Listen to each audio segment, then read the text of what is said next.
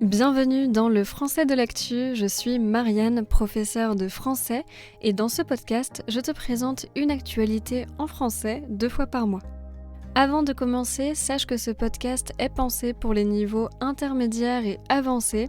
Il est parfait pour toi si tu as un niveau B2, C1 en français. La transcription qui accompagne le podcast est gratuite et les activités et les quiz sont réservés aux abonnés. Tu trouveras toutes les infos dans la description de l'épisode. Aujourd'hui, je vais te parler d'un débat qui agite de nombreux pays, dont la France. Il s'agit de l'interdiction des réseaux sociaux pour les mineurs, c'est-à-dire les enfants et les adolescents. Je vais d'abord te présenter le contexte français et en particulier les raisons pour lesquelles je te parle de ce sujet aujourd'hui. Puis tu découvriras des exemples de réglementations mises en place dans différents pays pour éloigner les enfants et les adolescents des réseaux sociaux.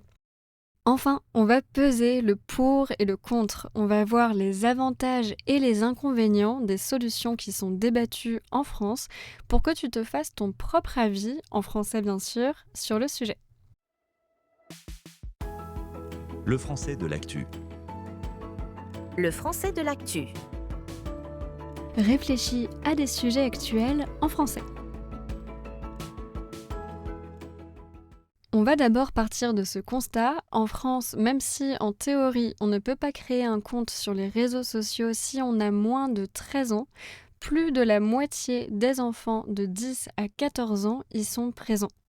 Et pour l'instant, on manque de données, on manque d'informations sur les conséquences réelles de cette exposition à TikTok, à Snapchat ou encore à Instagram sur les enfants et les adolescents. Depuis quelques années cependant, des spécialistes du numérique et de l'éducation tirent la sonnette d'alarme. Ils alertent la population et les femmes et les hommes politiques sur les risques liés à cette utilisation précoce des réseaux sociaux. Dans ce contexte, une solution a émergé dans le débat public ces derniers mois. Pour limiter ces risques, on pourrait interdire l'accès à ces plateformes aux jeunes de moins de 15 ans. Comment est-ce que ça peut se faire ? Eh bien, en leur imposant une vérification de leur âge lors de leur inscription.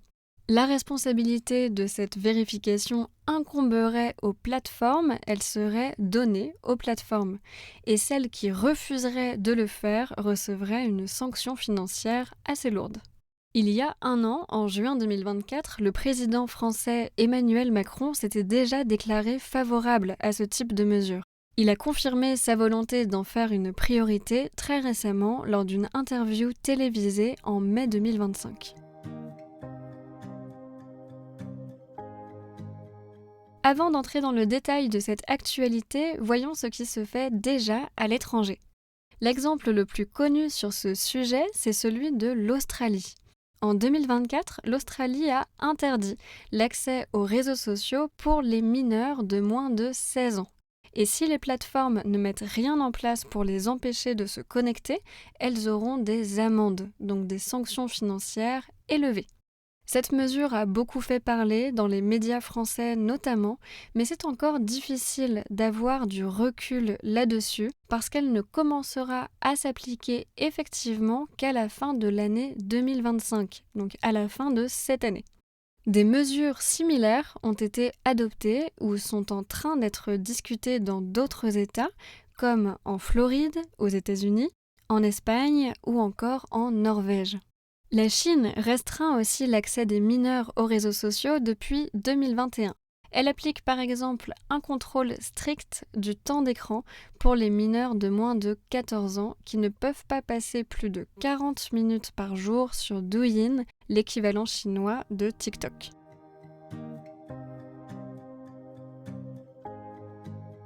Ces restrictions te posent peut-être question et on va bien sûr parler des limites de ce type de mesures dans la suite de l'épisode.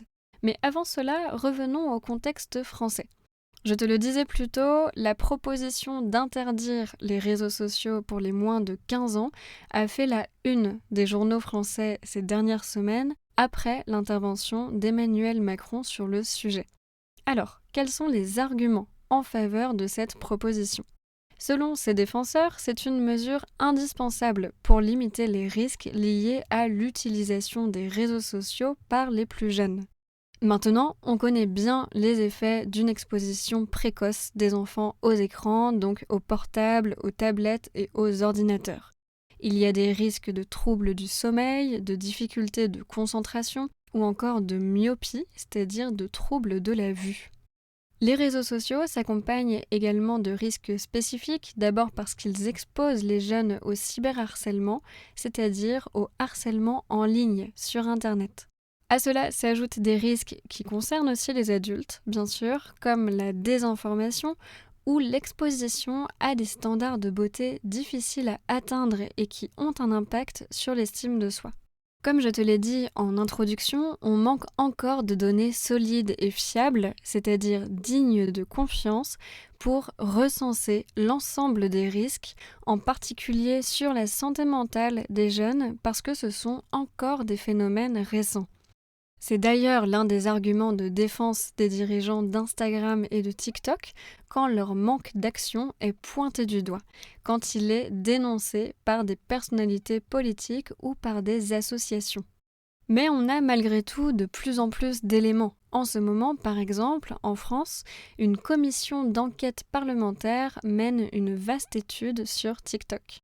Elle part du constat que les adolescents, et en particulier les adolescentes, sont exposés à des contenus qui incitent au suicide, à l'automutilation, donc au fait de se faire du mal, et aux troubles alimentaires. TikTok ne créerait peut-être pas ces problèmes, mais il pourrait accentuer des fragilités chez les plus jeunes. C'est ce que la commission a pour objectif d'analyser dans les prochaines semaines. L'interdiction des réseaux sociaux pour les moins de 15 ans permettrait également de limiter le temps que les jeunes passent sur les écrans. Ce temps d'écran est en forte augmentation ces dernières années chez les plus jeunes comme chez les adultes. C'est dû notamment à l'accès facile à Internet depuis son portable et au caractère addictif de certaines vidéos très courtes qu'on peut voir sur Instagram ou sur TikTok par exemple. Pour te donner quelques chiffres qui datent de 2022, en France, le temps d'écran quotidien des enfants de 7 à 12 ans est de 3h30 et les adolescents de 13 à 19 ans passent un peu plus de 5 heures tous les jours devant des écrans et en particulier sur Internet.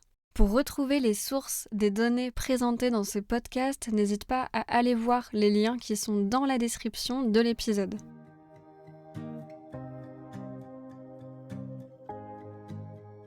Interdire les réseaux sociaux aux moins de 15 ans est donc une façon de réduire certains risques et peut-être de préserver la santé mentale des enfants et des adolescents. Cependant, cette mesure, en l'état, présente quelques limites sur les plans juridiques, techniques et éthiques. Je vais entrer dans le détail de chacune de ces limites. Sur le plan juridique d'abord, accroche-toi parce que ce n'est pas une partie facile. Cette mesure risque de ne pas être compatible avec le droit de l'Union européenne. La France peut imposer des règles aux plateformes si leur siège social est situé en France. Sinon, c'est l'Union européenne qui est compétente. Dans l'Union européenne, il existe déjà une réglementation, le Digital Services Act, le DSA, mais la France ne trouve pas ces mesures assez contraignantes. Le Digital Services Act sanctionne par exemple les plateformes qui ne régulent pas suffisamment leur contenu, mais ces amendes sont assez faibles et ne favoriseraient pas un réel changement de pratique.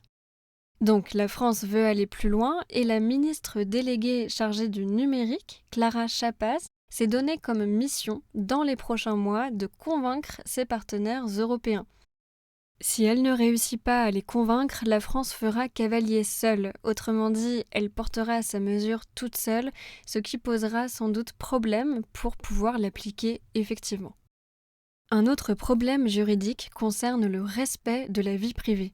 Les systèmes de vérification d'âge qui impliquent de transmettre un document d'identité sont jugés peu respectueux des données personnelles.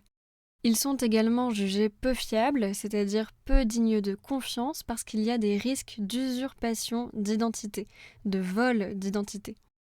Il pourrait donc y avoir des recours, c'est-à-dire des procès, dans des tribunaux pour empêcher l'application de ce type de mesures. Ensuite, sur le plan technique, il faut souligner que les systèmes de vérification d'âge sont difficiles à mettre en place et faciles à contourner, à éviter. En France, ce type de système a déjà été approuvé par les parlementaires pour demander une autorisation parentale si un mineur de moins de 15 ans s'inscrit sur une plateforme. La loi a été votée en 2023, mais elle n'est toujours pas appliquée. Par ailleurs, pour un enfant ou un adolescent, il serait facile de mentir sur son âge, même avec un système de vérification. Si une pièce d'identité est demandée, on peut par exemple prendre celle d'une personne plus âgée. Alors, en réalité, il est possible de mettre en place des systèmes plus performants en combinant une vérification des pièces d'identité et une courte vidéo pour voir si ces deux éléments correspondent. Mais a priori, ce sont des dispositifs qui sont très coûteux. Enfin, sur le plan éthique, certaines personnes considèrent que l'interdiction des réseaux sociaux montre une volonté de contrôler les plus jeunes et que c'est une mesure liberticide qui va à l'encontre de leur liberté. Elles estiment également que cette interdiction priverait les adolescents d'outils essentiels à leurs relations sociales. Ça ne veut pas dire qu'il faut rester les bras croisés, c'est-à-dire sans rien faire, mais des programmes d'éducation au numérique et en particulier d'éducation à l'utilisation des réseaux sociaux seraient peut-être plus utiles et plus efficaces.